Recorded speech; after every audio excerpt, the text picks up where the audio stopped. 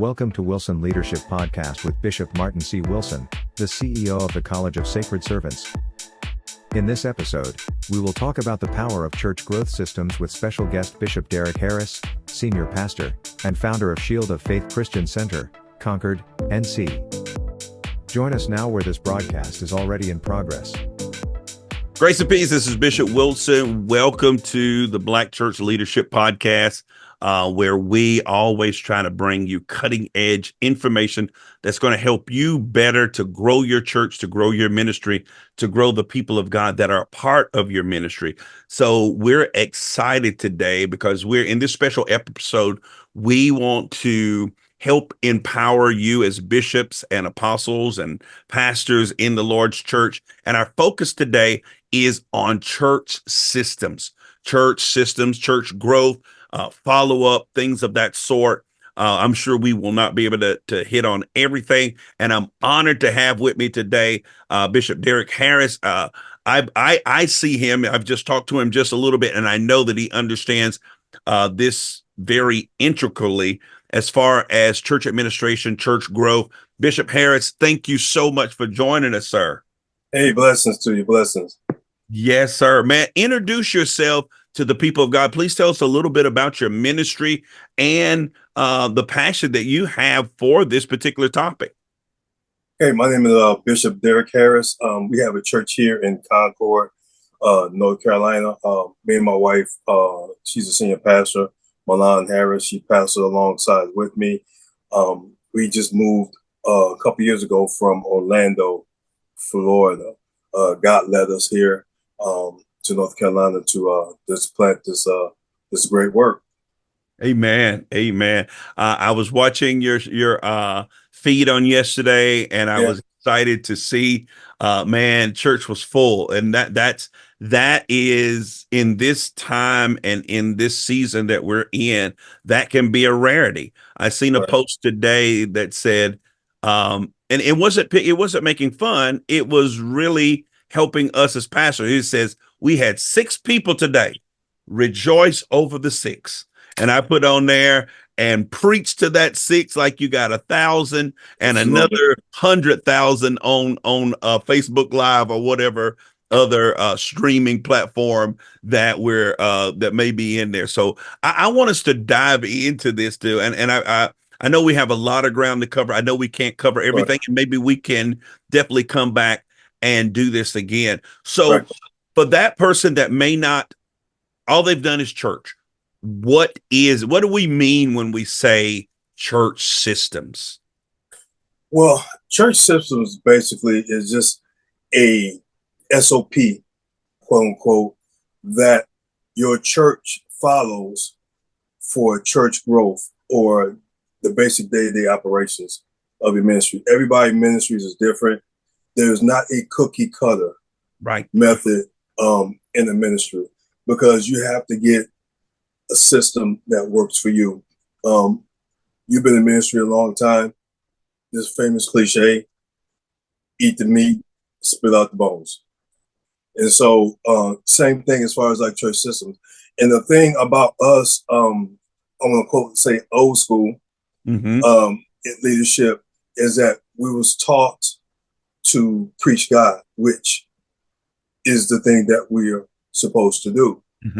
But I see that in a lot of churches, especially a lot of Black churches, they struggle with church growth.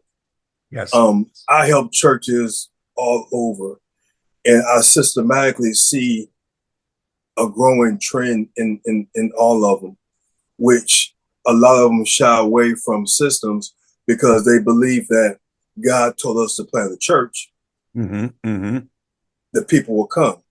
Yes, they will come, and if you be consistent, but there are certain things that you need to put in place so the community will know who you are. Why do you think that? I help me understand, and I know you've probably dealt with enough pastors so you can articulate this.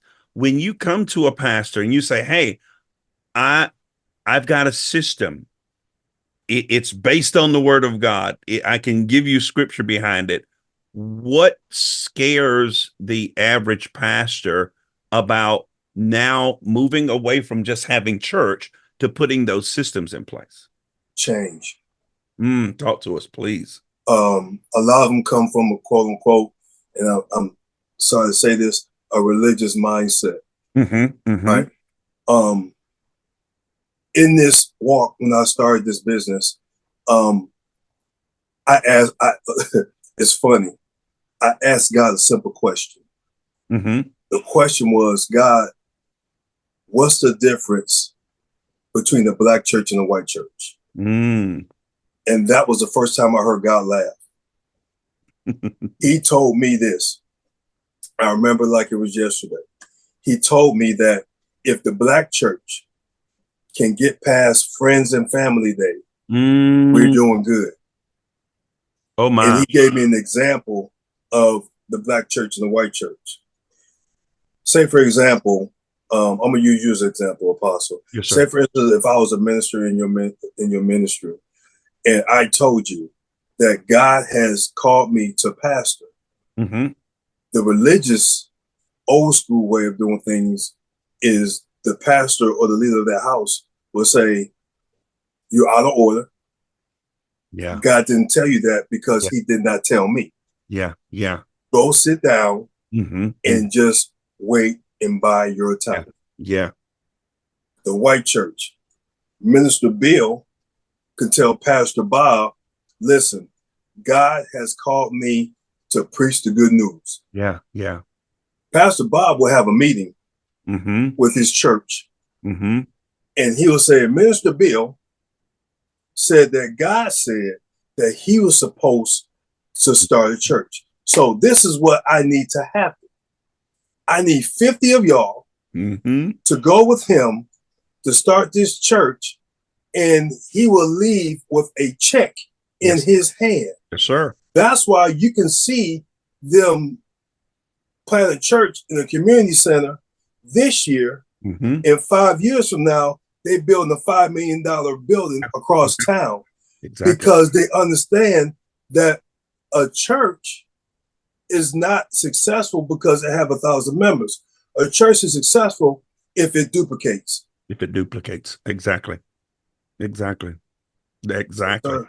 And I've seen that. I actually played piano at a white ministry in Morganton, North Carolina, and I've seen that exactly what you've said take place, where they send them out and send people with them, even to the extent that when I left one of those white ministries, they didn't send me out, but we had service. All these white folk were showing up, ready to help us paint, ready to help us. Why? What is it? And I don't want to get us too far away from the topic. Why we can't? Why do we not even? I know we may not be in the money. I mean, we may not be able to send thousands of dollars, but why do we not have that duplication type of mindset? Because I think the black church is so patterned in their mind for membership and not making disciples. That's good. Now help us to see that clear distinction, because the Lord was really dealing with me, and I'm in a vein of evangelism right now. And the Lord's helping me to really make that divide. It's great to invite people to church. Yes. But that's not really evangelism. No. Help us, talk to us in that area. Okay, so there's a difference. There's a difference between evangelism and outreach. Outreach is you feed the people, you clothe the people, you give them what they need. Evangelism, you're dealing with the spirit man. Okay. Now, outreach does not mean that you cannot evangelize. Yeah. Because they work hand in hand. But as a black church, we really just focus on outreach. You feed the people, you clothe the people. That's it. There's no follow up. Yeah. There's no prayer. There's no ministering to the need. The spiritual man. because that's what keep the person coming back. That's what keep the person, you know. And so I think that's the part about the Black church that we're missing is we're so focused on the outreach to get members in the door that we're not focused on the evangelism, because evangelism is the root. Yeah. It's really the root. And they might not never come to your church. Exactly. That soul. Exactly. Let's role play for a minute. And I'm doing this for we do have a outreach coming up in August, back to school. If you were planning, and I know you probably are, something for back to school and you were coming to your staff, what would be the key components that you would put in place to make sure that that outreach effort was also very evangelistic? Okay. So we're using the back to school, right? So back to school. What are you dealing with back to school? You're dealing with a lot of single mothers. You're dealing with a lot of single mothers trying to buy clothing, buy school supplies. The book bag drive is great. And I see a lot of other ministries, they want to incorporate a lot of things, free haircuts, free braiding for girls and things like that. But the other aspect of evangelism is you have a lot of single mothers that are dealing with a lot of angry little boys. That's an opportunity to do young men's ministry. Get a sign-up sheet. Okay, so you got young men here. So we host an outreach for young men once a week at our church. We an after school gathering. You drop them off, whatever case, we feed them naturally and spiritually, and you minister to their needs. A lot of men, they don't know what it is to be a man because they're not around a man. So here we are giving him an example of what a godly man is supposed to be. You know, after that, walk him to school the first day, meet him at school the first day. You know what I'm saying? Certain things like that, right? Another evangelist, say for instance, if you're this is a good nugget. This is a good nugget. Your church is planted. Your church should affect a 5-mile radius of your community. If you have a school, why don't that church, if say for instance you got 6 schools, why don't your church sponsor a classroom? Why don't your church sponsor lunch for the teachers once a week? I'm stealing these ideas, Doc. You know what I'm saying? If they need volunteers, ask them, how can we volunteer? You know, school crossing guard, whatever the case may be. And you're still getting your ministry name out there. And this is the thing about going through the back door. A lot of schools, they're so used to people coming asking them for something. Yeah. You flip it. You're giving. And that way you're still in the door, but it's a different aspect. I don't care what nobody say. The principal does not run the school. It's their secretary. You're right. So you get past her, you good. So around holidays, Teachers Day, Christmas, Thanksgiving, we done this. We went to like Dollar Tree, Family Dollar. We got a mug, just a plain mug. We put peppermint, put some tea, cocoa, a candy stick, put it in the color saran wrap, and we gave it to the teacher saying, thank you. We put your ministry card in there. Friends and families day, we invite you. We're having a church picnic, whatever the case may be. You're getting your name out there, and then they'll start to know you by face. That's evangelism. That's outreach. Hand in hand. Yeah, that is good. That is good. One of the major keys, and you've mentioned it, that church that wants to be a more effective. They've got visitors coming. Talk to us about follow-up. How can a church be effective in their follow-up and be able to make that conversion, if you will, from visitor to second, even second time, I don't think people even realize how big it is. If a person comes back that second time, that's big. Yeah. So what we do is something called assimilation, right? Okay. Assimilation is nothing but a process in which your ministry um, acquires to introduce individuals to your church culture. Mm-hmm. That's all it is. It'll enhance your ministry. It'll put your ministry in the forefront. So basically, it's like it's an intro. That's all assimilation is. It's an intro for your ministry. What does that look like on a Sunday morning? First time visitor coming in. Okay, so first time visitors come in. Is okay. So as your ministry grows, your assimilation has to grow. Mm-hmm. Right? It can't be the same. I've seen it where it was just simple, where some people come in, you're giving them a connect card, Mm-hmm. right? Yes. Connect card is like a little postcard with their basic information, their name, their phone number, and their email and their address. Mm-hmm. That's it. After that, you give them a gift bag. The Yes. gift bag could be something like we put peppermints, encouraging word, notebook, Mm-hmm. bookmarks, whatever you want to put in there. And then after service, we have that connect card. Now we have a 6-step system that Okay. our ministry uses for assimilation, but it can start off with a simple text, right? We thank you for so-and-so. We thank you for joining us in ministry, the church this Sunday. We hope that was a highlight for the week. If you have any other questions, feel free to connect with us. You put your email, you put your website, whatever the case may be. And then after that, you can send a postcard, same thing, and then keep doing follow-up for a system of, we do like 6 weeks. So what's your process through the week? I didn't mean to cut you off. I'm sorry. Okay, so I know the process, email. Right, it depends on email. So it includes email. I'm sorry. I mean text. You said text first. I'm sorry. Yep. You text. So our text will be, hello, Geraldine. Thank you for joining us this Sunday. We were so pleased to meet you.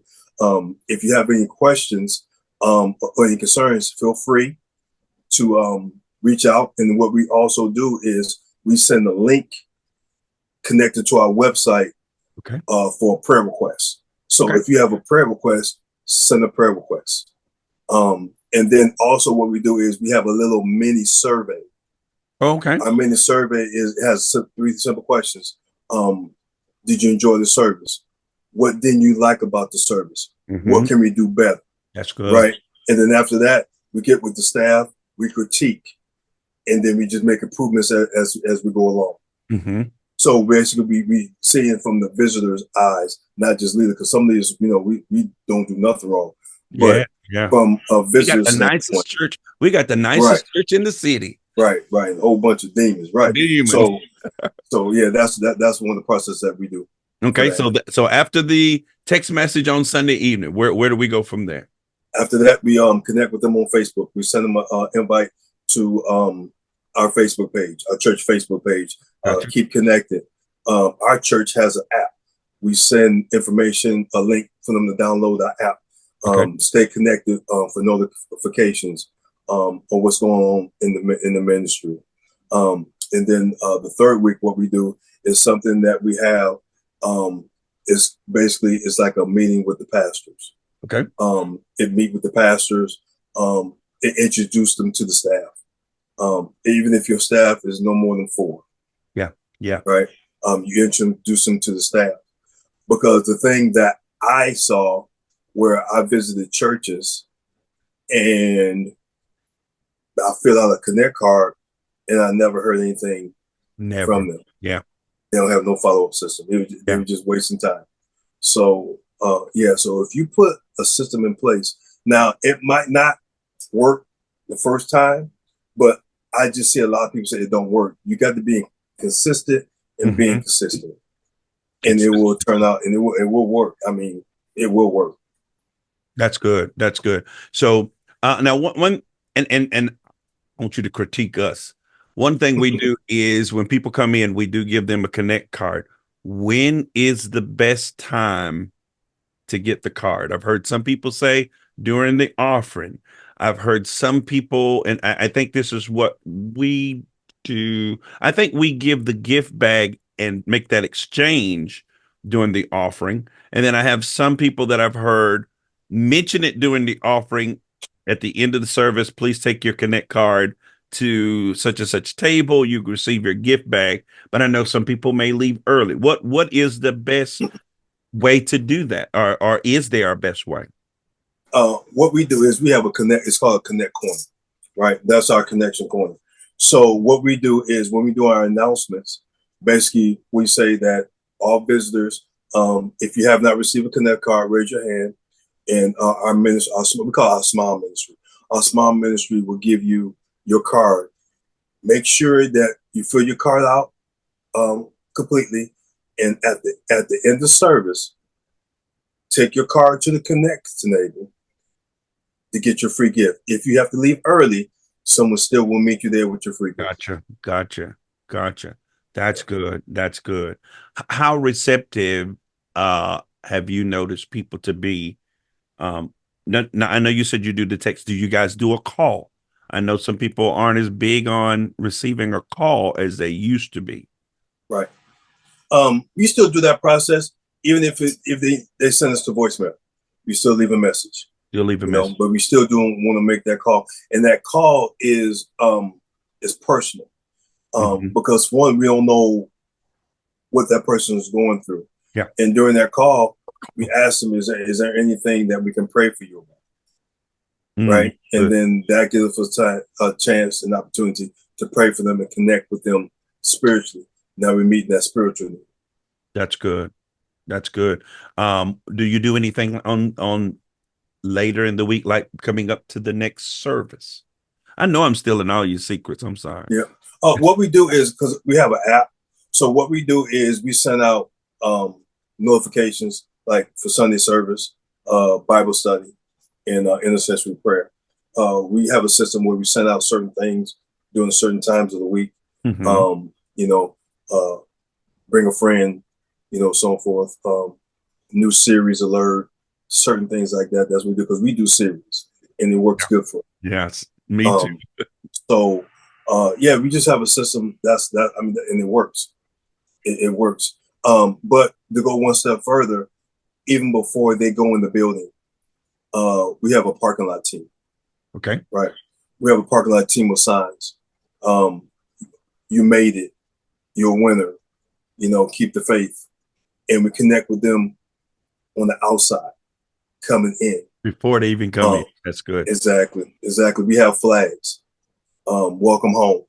Certain things. So when they come onto the property, they automatically feel welcome. They automatically feel like they're at home. So that's actually, it starts as soon as they hit the parking lot.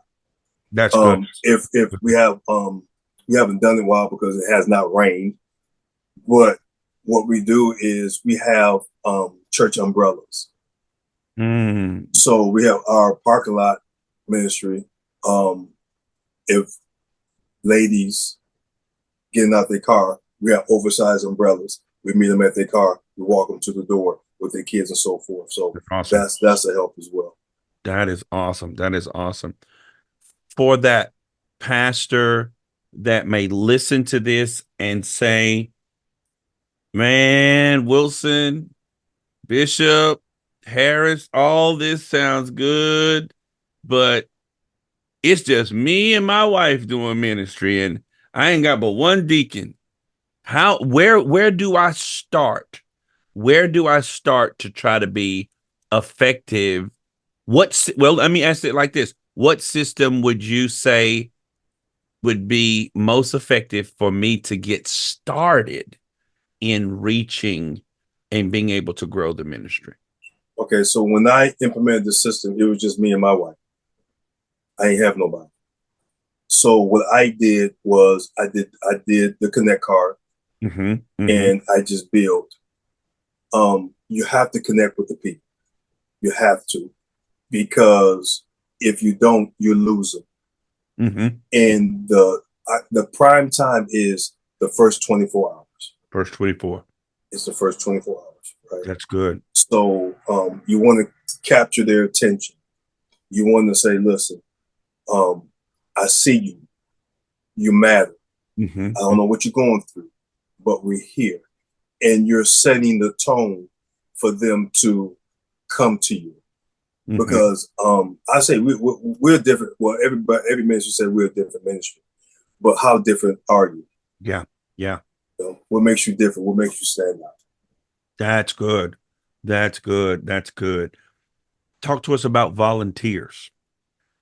How do you, I don't want to say qualify volunteers, but find volunteers that are really wanting to do ministry, not just in that moment? Because it seems like a lot of people will sign up, but how do you classify? How do you help them to understand this is not a one-time one and done?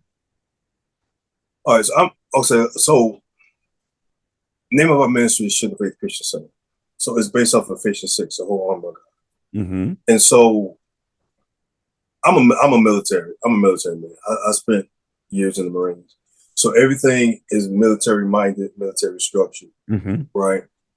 And so what I do is I do qualify people Okay. for a certain position, Yeah. because if you don't like people, there's no way in the world I'm gonna put you as a greeter or usher. Exactly. Right.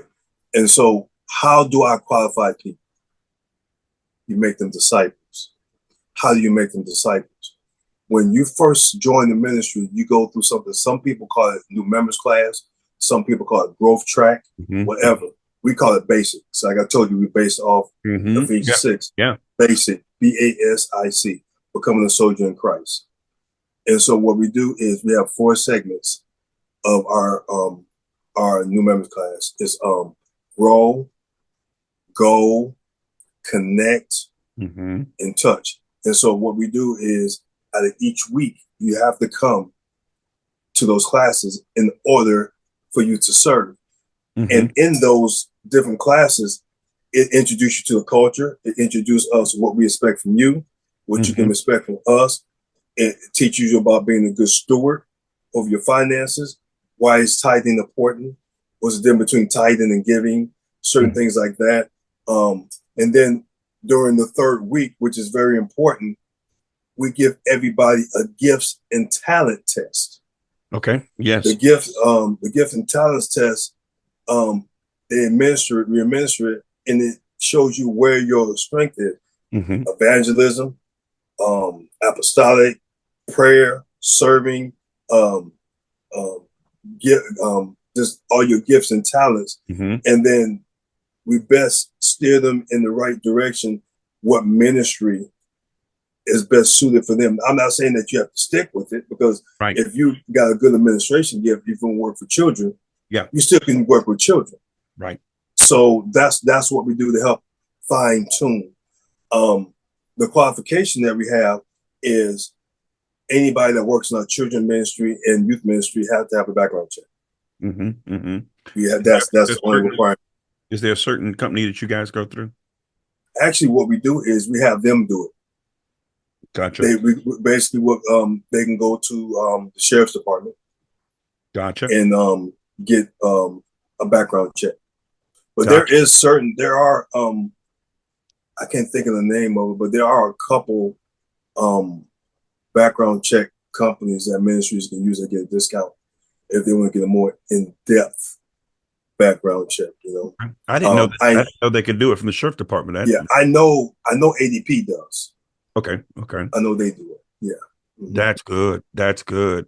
So for that church, and this is kind of the position that we're in, how can a church that is in a leased facility, Sunday morning access is pretty much it?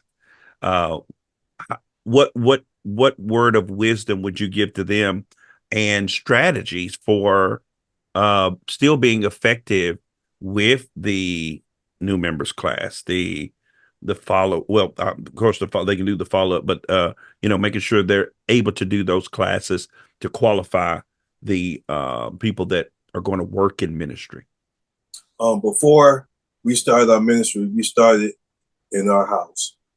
Mm-hmm. We started in the house, and we went from there to the hotel. And what I did was my new members class was right before service. My new members class was from 10 o'clock to 10:45. Okay. And my service was at 11 o'clock. Gotcha. That's how we did it, right? Gotcha. And then we grew from there. Gotcha. So making that sacrifice of time and getting it in there. That's good. Yes. Good. That's good. So with all the new technology, I heard you say that you guys have your own app. Talk to that pastor that may be, quote unquote, afraid of the new technology. I hear pastors all the time said, I'm not going to mess with all that new stuff, that AI and all that video stuff and Facebook. I even some afraid of Facebook. What is it? And even in that, and I'm throwing this in there so you can just keep flowing. I heard it this morning. I was listening to a thing on evangelism. The mouse, word of mouse. Word of mouse. Word of mouth. Yep. Talk to us. Talk to us about that. What is your theology, if you will, on the new technology and all the things and all the ways that we can be reaching people? Okay. Let me put it like this. I'm gonna say one word. Mm-hmm. COVID. COVID has changed the way of life in every industry. If you notice, the churches before COVID, the ones that survived was the ones that were streaming before COVID hit. Yep, exactly. The ones that didn't and didn't want to adapt to change died. Yeah. Because you thinking the statistics say the ones 70 and over now, even now, they stop coming to church. They looking on a screen because they don't want to be in that environment anymore. Even 70 and over. Wow. Right. I did not know. So every ministry have to adapt to change. Nothing stays the same. Right. And those that fail to adapt means they fail, because those that fail to adapt, that means they don't have a succession plan in place. Right. That means they're not reaching to any other generation. Right. A dangerous church is a church that have everybody of the same age. Mm-hmm. Definitely. You're not reaching back and you ain't reaching forward. Yeah. Right. And so inevitable. Right. So if you want to survive now, you have to adapt to the technology. Just like the old school. Might not have Facebook, Instagram, TikTok, but they had car washes. Mm-hmm. They had fish fries. Mm-hmm. They had sold chicken dinners. Mm-hmm. That was their way of social connecting. media. You know what I'm saying? Yeah. It's just not everything just switched. Now everything has a screen. Yeah. So even if you don't know how to, there's somebody out there that can teach you or do it for you. So that's just an excuse. Because it calls you to be stretched. Yeah. You know, and you have to get out of your comfort zone. You have to. Yeah. And I hear a lot of pastors say, well, I'm just not good with technology. Well, you're not gonna be good at anything that you don't apply yourself to do. Exactly. Because I hear I've had people, how do you set up all this stuff that you do? Trial and error. Yeah, absolutely. I was doing flyers on a flip phone. Yeah, man, look. Hey, you can do it. And so I mean, it's doable. Mm-hmm. And I think a lot of pastors, they get discouraged and they quit too soon. Yeah. Right. Yeah. But you have to plow. If you believe that God called you to do a ministry, yes, God will give you the resources, He will give you the plan, He will give you the people to push what He called you to do. Yeah. That's good. What are some examples of digital evangelism that you guys may be using that other pastors can adapt and make it a part of their ministry, something they're doing every week. Because and I'm sure you would attest to this. We've got to do more than Sunday, Wednesday, Sunday, Wednesday. Right. I mean, Facebook, but Facebook is really played out, to be honest with you. A lot of people switch over to Instagram. A lot of people switch over to TikTok. So any platform to get your name exposed and get a message out is good if you are consistent, not just once every 6 months. Right. You got to be consistent. You have to have a plan. You got to have a schedule. You have to do certain things. It's about branding as well. A lot of people say, I want to be a church is a business. It's a business. Okay, how you are. Yeah. It's a business, and basically you got to let people know who you are. Yeah. Who are you? It's more than just a logo. It's about your reputation, your name. Yes. So you just have to be consistent with that.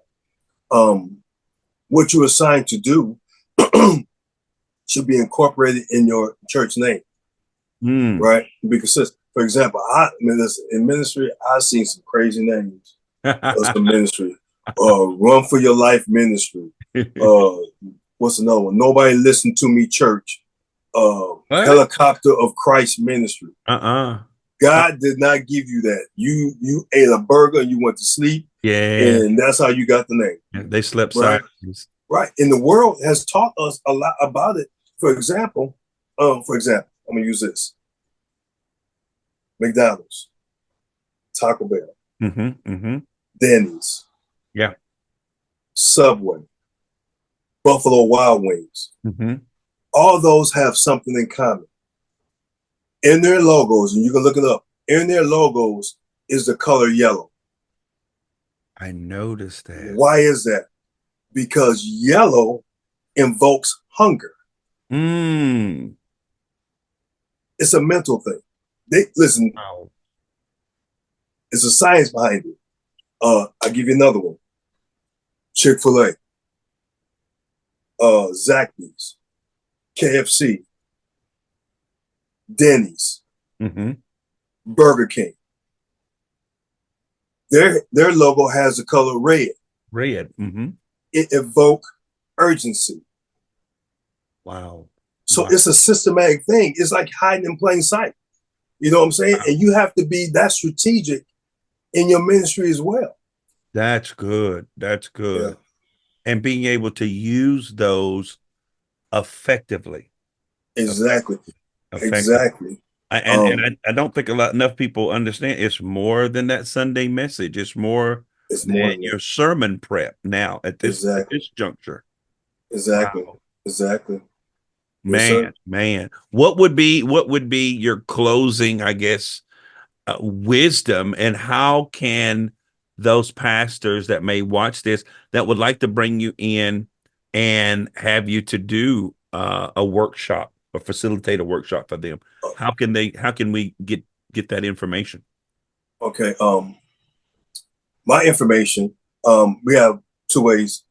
We have a phone, we have an email. That's probably the best way to get connect with us. It's connect@growwithasd.com. That's connect@growwithasd.com.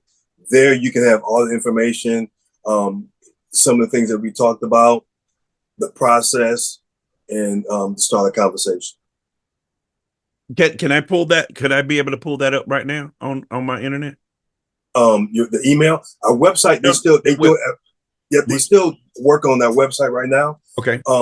But if you email us, we go ahead and just send you the link. Everything for the excuse me, with the website. Okay. Make sure you send me the link if you would, because I'll make sure that it's that we can put it on the video, so when people watch, they'll be able to go and do that. Right. Yeah, definitely. So what would be your parting words of wisdom for that pastor that is ready to make that change, ready to I won't even say ready, at that point where we change or die? What would be your words of wisdom for them? That they need to do it. And I think the biggest thing about ministries is they do not know their culture in their ministry. Every church has a culture. Creating, if you do not create a culture in your ministry, if you're not adamant or intentional about creating a culture for your ministry, the elements will create a culture for your ministry, and it's never good. It's never good. That's how you get cliques. That's how you get this group over here, that group over there. That's how you get people that don't want to serve. That's how you get all these negative things. So you have to be adamant and intentional about creating a culture in your ministry. That's good. That's good. That's good. Listen, Pastor Bishop, this has been great. This has been really good. And I hope that those of you that are watching this will go back and dig into the topics that we've touched here, because let me ask you this, Pastor, because I know, when you're knowing about these things, this does not come by osmosis. What are some of the books that you have read that you may recommend for those people that are ready to get started on some of these things? Oh wow. I have a lot of leadership books. I have a lot of leadership books. I have a lot of books on self-development. I have a lot of books. Now this just my pet peeve.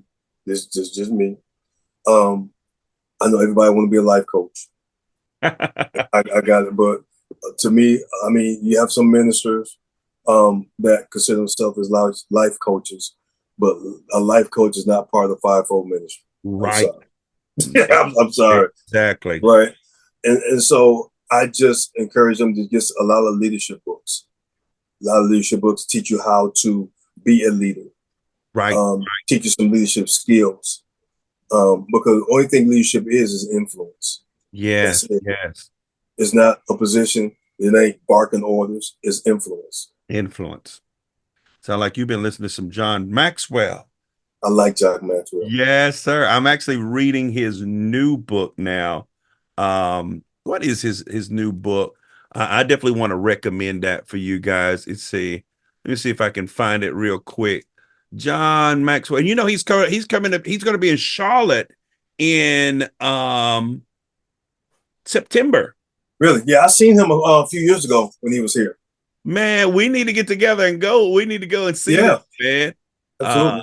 See, Maxwell, what is his new book? His new book is something about the top. New book.